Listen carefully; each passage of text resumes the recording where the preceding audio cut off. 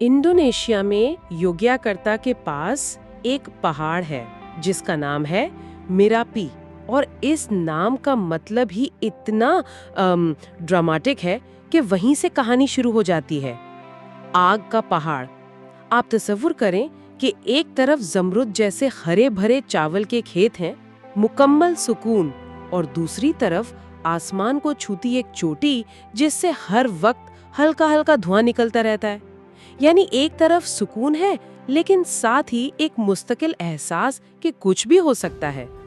आज हम इसी तज़ाद की गहराई में उतरने वाले हैं। हमारी गुफ्तगू का महवर यही है कि एक ही ताकत कैसे जिंदगी भी देती है और उसे छीन भी लेती है। ये कैसे मुमकिन है कि एक आतिश फुशां जो मौत बांटता है वही उस इलाके की जिंदगी की सबसे बड़ी वजह भी हो? ये सवाल ही इस पूरे रिश्ते की बुनियाद है। तो चले इस बात को थोड़ा खोलते हैं। ये कोई सोया हुआ आतिश फुशां तो है नहीं। बिल्कुल नहीं। 1548 से अब तक ये तकरीबन मुसलसल फट रहा है। हर चंद साल बाद एक बड़ा धमाका होता है। यानी ये कोई एक वाकया नहीं बल्कि सदियों से चलने वाला एक सिलसिला है। जी, तबाही आती है और फिर उसी की राख से नई जिंदगी जन्म लेती है। और जब हम तबाही की बात करते हैं तो ये आम लावे की तरह नहीं है ना? नहीं, बिल्कुल नहीं। मेरापी के सबसे खतरनाक चीज इसके पायरोक्लास्टिक फ्लो हैं। पायरोक्लास्टिक फ्लो, ये नाम सुनने में ही काफी तकनीकी और खौफनाक लगता है भी। इसका मतलब है गरम राख, पत्थरों और जहरीली गैसों का एक तूफान जो पहाड़ से नीचे की तरफ भागता है। जी, और उसकी रफ्तार का अंदाजा लगाना मुश्किल है। कभी-कभी ये 100 किलोमीटर फी घंटा से भी तेज होता है। 100 किलोमीटर फी घंटा? जी हाँ। इसके रास्ते में जो भी आता है, चाहे वो जंगल हो, घर हो या इंसान, वो एक लम्हे में भाप बन जाता है। ये तो सोचकर ही खौफ आता है। अच्छा, यहीं पर एक बहुत ही अजीब और दिलचस्प बात आती है। मकामी लोग इतनी खौफनाक चीज को क्या कहते होंगे? वो उसे कहते हैं वेजूस गिम्बल। वेजूस गिम्बल, जिसका मतलब है ऊनी या घुंघराले बालों वाली बकरी। एक मिनट, घुंघराले बालों वाली बकरी? इतनी मोहलिक चीज के लिए? ये तो बहुत ही अजीब है ना? उसके पीछे एक मंतक है। क्या मंतक हो सकती है इसके पीछे? दूर से जब ये राख और गैस का बादल पहाड़ से नीचे लुढ़कता है तो वो वाकई भीड़ों के घुल जैसा लगता है जो भागता हुआ आ रहा हो। अच्छा।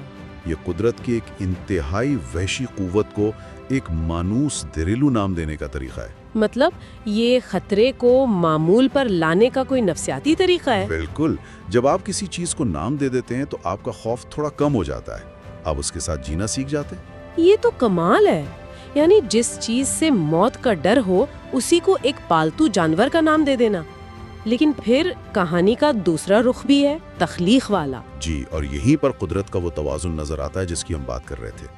यही मौलिक राख जो अपने रास्ते में आने वाली हर शय को जला देती है, जी, ठंडी होकर जमीन पर बिखरती है तो इसे दुनिया की जरखेज तरीन मिट्टी में बदल देती है। अच्छा। ये राख पोटाशियम, फास्फोरस और दूसरे मादनियात से भरी होती है। ये फसलों के लिए एक कुदरती खाद है। तो ये किस्म का आतिशफशानी तोहफा है? बिल्कुल, इसी को हम आतिशफशानी तोहफा कह सकते हैं।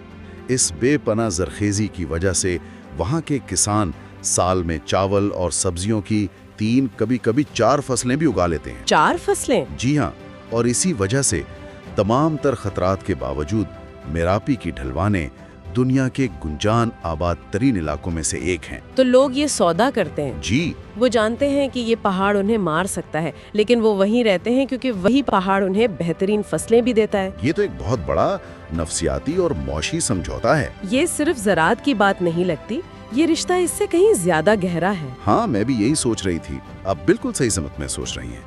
ये रिश्ता सिर्फ मादी नहीं है बल्कि रूहानी भी है। मुकामी जावी सकाफत में मेरापी सिर्फ एक पहाड़ नहीं है। तो फिर क्या है? वो इसे एक जिंदा बाशऊर हस्ती मानते हैं, एक मुकद्दस जगह, एक मुहाफिज जिसकी अपनी मर्जी है, अपने जज्बात हैं। एक जिंदा हस्ती? मतलब इसका एहतराम किया जाता है, उससे डरा नहीं जाता? एहतराम और खौफ साथ साथ चलते हैं। इस सकाफती हमाहंगी की सबसे बड़ी मिसाल योग्याकर्ता के सुल्तान हैं, जो इस इलाके के रिवायती हुक्मरान हैं। वो बाकायदा तौर पर पहाड़ के लिए एक जुरोकंची मुकर्रर करते हैं। जुरोकुंची, इसका क्या मतलब है? इसका लफ्जी मतलब है किलीद बरदार या निगरान। निगरान? जी, ये एक बहुत ही मुअज़्ज़ज़ ओहदा होता है जो अक्सर नस्ल दर नस्ल चलता है। इस निगरान का काम पहाड़ की रूहों से राब्ता रखना, उन्हें नजराने पेश करना और रसूमात अदा करना, ताकि पहाड़ पुरसुकून रहे। यानी वो इंसानों और पहाड़ की रूहानी दुनिया के दरमियान एक पुल का काम करता है? बिल्कुल, आपने सही समझा। वाह! यानी आज भी जहां हमारे पास सैटेलाइट और सीज़मिक सेंसर्स हैं, वहां एक शख्स है जिसका काम पहाड़ को खुश रखना है। जी, और यही वो नुक्ता है जहां कदीम हिकमत और जदीद साइंस आपस में टकराती भी हैं और मिलती भी हैं। अच्छा, ये कैसे होता है? मुझे तो लगा था कि साइंसदान ऐसी बातों को तौहम परस्ती कहकर रद्द कर देते होंगे। शुरू में ऐसा ही होता था, लेकिन अब साइंसदान भी इस मुकामी इल्म की कदर करने लगे हैं। कई बार ऐसा हुआ है कि मुकामी लोगों ने आतिश विशा के फटने की पेशगोई जदीद साइंसी आलात से भी पहले कर ली। सच में? कैसे? वो फितरत के इशारों को पढ़ते हैं। जानवरों का रवैया अचानक बदल जाता है। बंदर और परिंदे पहाड़ से नीचे की तरफ भागना शुरू कर देते हैं। आसमान पर खास किस्म के बादल बनने लगते हैं। ये वो निशानियां हैं जो इनके आबाओ अजदाद सदियों से देखते आ रहे हैं। तो क्या अब साइंसदान और ये मुकामी लोग मिलकर काम करते हैं? ये एक पेचीदा मामला है।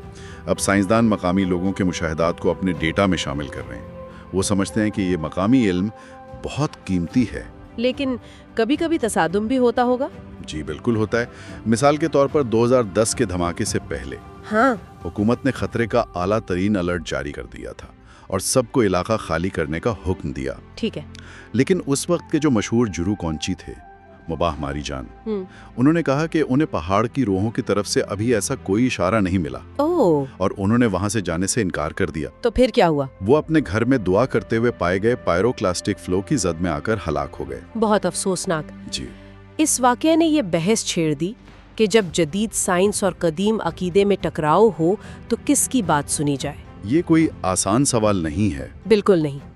एक तरफ जान बचाने की मंतिक है, दूसरी तरफ सदियों पर मुहित एक गहरा रूहानी ताल्लुक है। तो लोग इन ढलानों को सिर्फ इसलिए नहीं छोड़ते कि वो जिद्दी हैं, बल्कि इसलिए कि ये उनकी शनाख्त है, उनकी जड़ें हैं। ये सब जानकर उनकी सकाफत, उनका इल्म, ये साइंस और अकीदे की कशमकश ये सोचने पर मजबूर करता है कि आज की दुनिया में हम इससे क्या सीख सकते हैं। मेरे ख्याल में यहाँ सबसे बड़ा सबक आजिज़ी का है। एक ऐसे दौर में जहाँ हमें लगता है कि टेक्नोलॉजी हर मसले का हल है और हम फितरत पर काबू पा सकते हैं। हाँ, मेरापी जैसी जगहें हमें याद दिलाती हैं कि हम इस सैयारे के मालिक नहीं, महज इसका एक हिस्सा हैं। ये हमें सिखाता है कि फितरत के साथ जंग करने के बजाय उसके साथ हाँ आहंगी में कैसे रहा जाए। साइंस हमें बता सकती है कि क्या और कब हो सकता है, लेकिन मुकामी हिकमत हमें सिखाती है कि उसके साथ कैसे रहा जाए। उस सबक को समझाने के लिए शायद एक मिसाल सबसे ज्यादा ताकतवर है। मैंने सुना है वहाँ एक जगह है जिसे museum of my remaining treasure कहते हैं। जी। ये क्या कहानी है? ये एक बहुत ही दिल दहला देने वाली और सबक आमोज जगह है। 2010 के धमाके में एक गांव मुकम्मल तौर पर तबाह हो गया था। वहां एक घर को बिल्कुल उसी हालत में महफूज कर लिया गया है जिस हालत में वो तबाही के बाद मिला था। और उसका नाम रखा गया है मेरे बचे हुए खजानों का अजायब घर। तो वहां क्या नजर आता है? वहां तबाही जैसे वक्त में मुंजमद हो गई है। आपको दीवार पर लगी घड़ी नजर आएगी जिसकी सुइयां ठीक धमाके के वक्त पर रुकी हुई हैं। अच्छा। मेज पर पिघली हुई प्लास्टिक की बोतलें और जले हुए बर्तन हैं। एक टेलीविजन सेट जो गर्मी से पिघलकर लकड़ी की मेज में धंस गया है।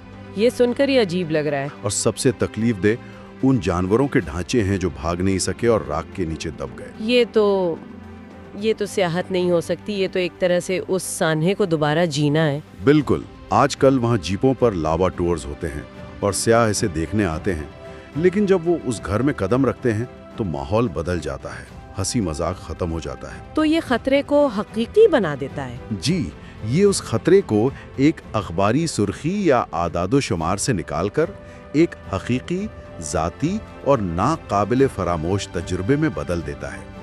یہ آپ کو احساس دلاتا ہے کہ فطرت کی طاقت کے سامنے انسانی زندگی کتنی نازک ہے۔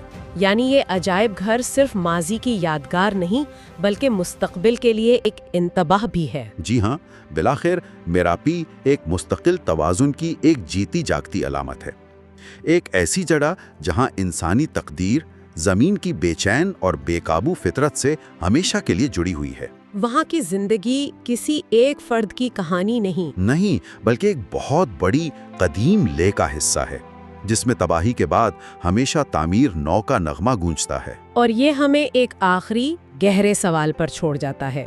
جی، جب ہم میراپی کو دیکھتے ہیں تو ہمیں سوچنا پڑتا ہے کہ دنیا میں اور کتنی جگہیں ہیں جہاں انسانوں کا فطرت کی کسی طاقتور قوت کے ساتھ ایسا ہی گہرا اور پیچیدہ رشتہ ہے، جہاں تباہی کا خوف اور زندگی کا احترام ایک ساتھ بستے ہیں، اور جہاں بقا کا راز لڑنے میں نہیں بلکہ سمجھنے اور ساتھ جینے میں پوشیدہ ہے۔